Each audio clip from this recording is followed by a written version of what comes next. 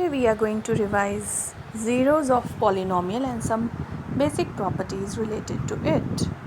Now a real number alpha is a zero of a polynomial px if it satisfies the polynomial equation. That means if on placing alpha in place of the variable x we get the value as 0, then that real number becomes the zero of the polynomial.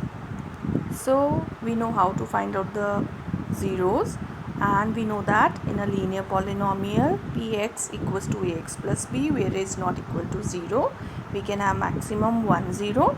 For quadratic polynomial px equals to ax square plus bx plus c, where a is not equal to 0, we can have maximum 2 zeros. And for a cubic polynomial px equals to ax cube plus bx square plus cx plus d, where a is not equal to 0, we can have maximum 3 zeros. Now one very important property that we have studied is that zero of a polynomial is related to the coefficients of the polynomial, and we have verified it also in case of quadratic polynomial.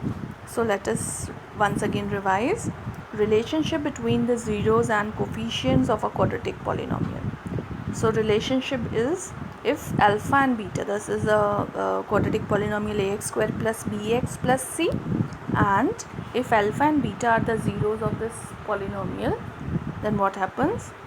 Sum of the zeros, if we add the zeros together, then it is related to the coefficient that its value is equal to the ratio of minus b over a. And when we multiply these two zeros, that is product of the zeros alpha beta, it is the ratio of c over a, that is the constant term over coefficient of x square.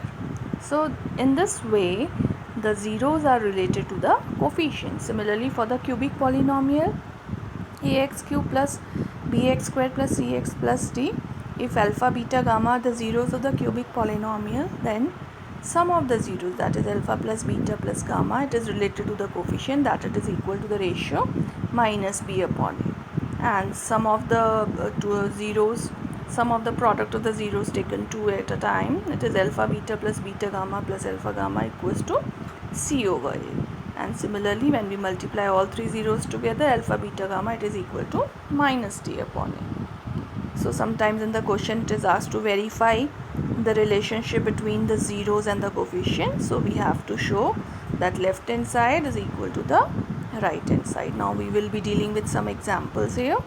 Like this example here, we have to find out the sum and product of the zeros of the polynomial 8x square minus 9. So you should see that zeros are not asked, their sum and their product is asked. So we can use the property here that because it is a quadratic polynomial, its degree is 2, 8x square. So in the first step we should equate the coefficient. So what is a here? A is the coefficient of x square, so it is 8, we can see, and coefficient of x term does not exist here, so coefficient of x will be 0, that is b equals to 0, and the constant term c equals to minus 9. Now the sum of the zeros is alpha plus beta, it is equal to, we know the relationship, minus b over a. So minus b over 8 means it is equal to, in place of b we write 0, so it becomes equal to 0. So alpha plus beta, that is sum of the zeros, equals to 0, and alpha beta, that is product of the 0, it is equal to c by a.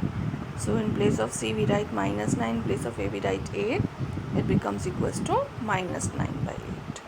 So we have find out by using this relationship.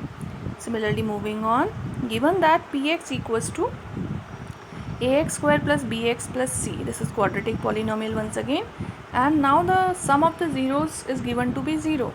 Now we have to find out the value of b. So what property we can use? Let alpha and beta be the zeros.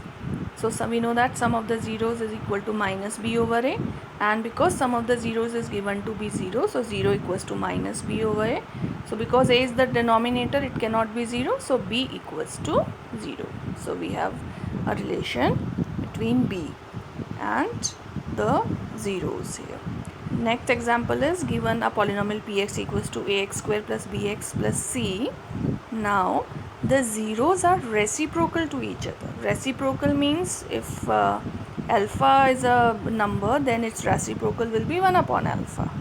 Or if 2 is a number, then 1 upon 2 will be its reciprocal, interchanging the numerator and the denominator. Now here the zeros are given to be reciprocal to each other. We have to find out the value of the constant term, that is c. So we will be again using this property that if alpha and beta are the zeros, then their product is equal to c by a. And now one more relation is given to us in this question, that beta equals to 1 upon alpha, because the zeros are reciprocal. So we can write in place of beta 1 upon alpha, and alpha into 1 upon alpha cancel out 1.